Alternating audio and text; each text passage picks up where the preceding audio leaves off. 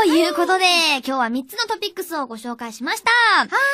本能寺イベント、もう敵のノップを倒した時の声、めちゃくちゃ可愛くないですか？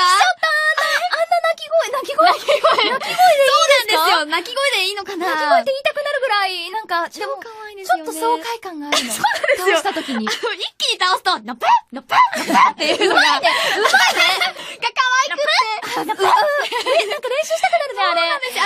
大きいノップを倒した時の、ノップっていうのが、もう、めっちゃ好きで、もう、それが聞くがためにイヤホンつけますよね。確かに。なんか、ほんと絶妙に罪悪感のない倒れ方よね。なんか、なんででしょうね。可愛い、すごい可愛いですよね。もうちょっとなんかプチプチを潰す感覚？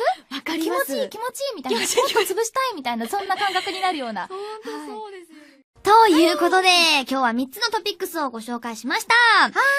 本能寺イベント、もう敵のノップを倒した時の声、めちゃくちゃ可愛くないですか？倒した時の、ノップっていうのが、もう、めっちゃ好きで、もう、それが聞くがためにイヤホンつけますよね。確かに。なんか、ほんと絶妙に罪悪感のない倒れ方よね。なんか、なんででしょうね。可愛い、すごい可愛いですよね。もうちょっとなんかプチに。一気に倒すと、ノップノップノップっていうのが、が可愛くて。なんか練習したくなるね、あれ。そうなんですよ。大きいノップを倒す。泣き声そうなんですよ。泣き声でいいのかな？泣き声って言いたくなるぐらい、なんか、超可愛いですよね。ちょっと爽快感があるの。そうなんですよ。倒した時